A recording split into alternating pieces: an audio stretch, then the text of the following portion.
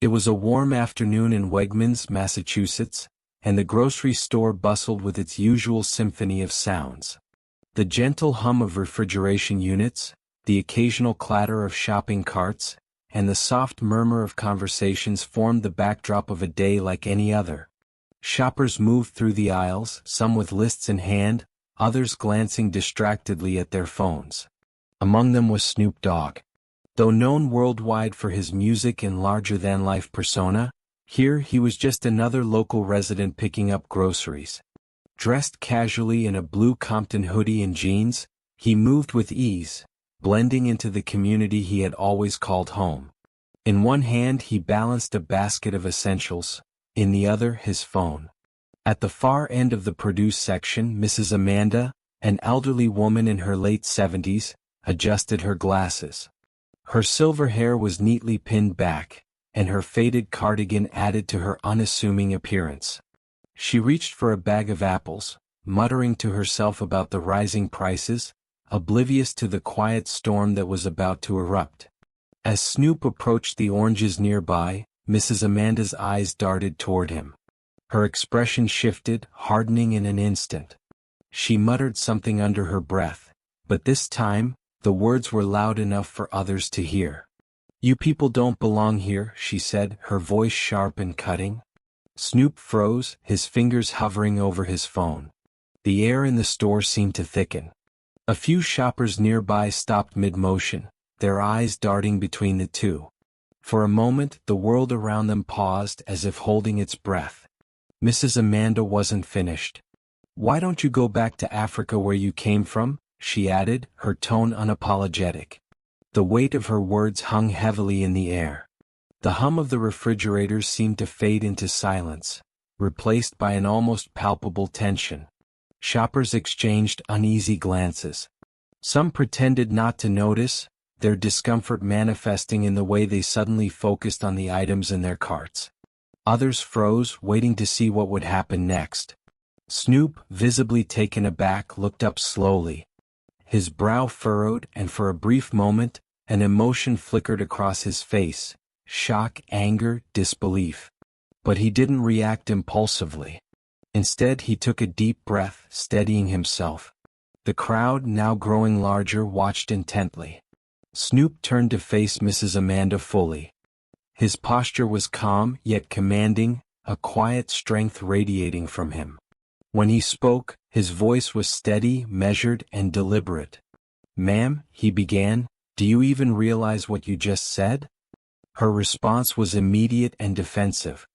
"I said what I said," she snapped, her chin lifting defiantly. "This is my country. People like you don't belong here." Snoop didn't flinch. Instead, he set his basket down gently, the motion deliberate and unhurried. His calmness was disarming, pulling everyone's attention closer. "You said I don't belong here," he repeated, his voice carrying a weight that silenced even the faint murmurs of the crowd. "Let me tell you about where I come from." And with those words he began. "My great-great-grandfather," Snoop said, his voice steady, "was born here in Massachusetts. But before that he was brought here in chains against his will. He worked in fields like an animal to build this state, the same state you're standing in." The crowd was silent. Mrs. Amanda's lips tightened, but she said nothing. Her knuckles whitened as she clutched her bag of apples. "My grandfather," Snoop continued, "fought in the Korean War. He fought for a country that didn't fight for him. When he came back, he couldn't sit at the same counters, drink from the same fountains, or live in the same neighborhoods as the people he fought alongside. But he stayed.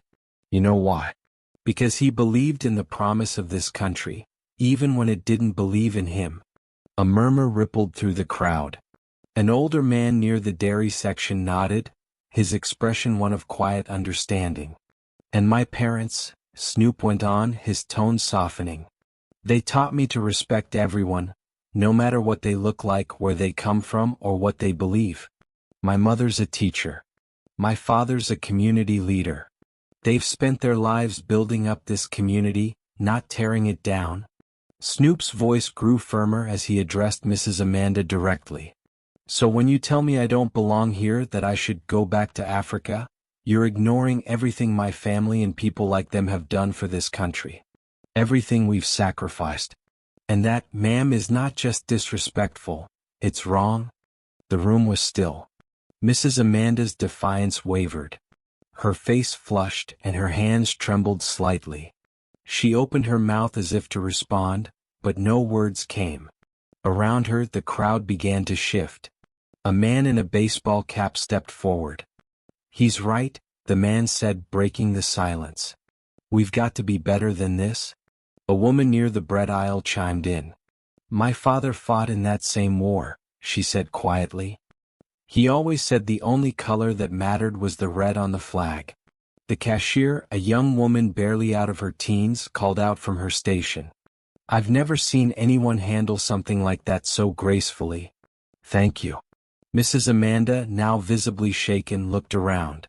The fire in her eyes had dimmed, replaced by something that resembled shame. She mumbled something under her breath and wheeled her cart toward the exit. As the crowd began to disperse, a sense of reflection lingered in the air. Snoop picked up his basket and continued shopping, his steps measured. At the checkout counter, the young cashier hesitated before speaking. "What you said back there," she began shyly, "it meant a lot. People don't always stand up like that." Snoop smiled warmly. "Sometimes," he said, "grace is the only way to break through anger." Outside, the sun was setting, casting long shadows across the parking lot. Snoop noticed Mrs. Amanda sitting in her car, gripping the steering wheel tightly. For a moment he considered walking over. But he decided against it. Some lessons he knew needed time to sink in. The story didn't end in the grocery store. Snoop's words rippled through the community, sparking conversations about prejudice and resilience. An elderly veteran shared his own experiences of discrimination, recounting how he had fought for a country that hadn't fought for him. A young woman spoke of her hope for a future where such confrontations wouldn't be necessary. Moments like these remind us that standing up doesn't always mean shouting. It can mean speaking calmly, with conviction, and letting the truth do the rest. Snoop's grace turned a moment of hatred into one of reflection, teaching us all the power of words and the importance of confronting ignorance with dignity. This story is fictional and intended to inspire. It serves as a reminder that we all have the power to create change through our actions and words.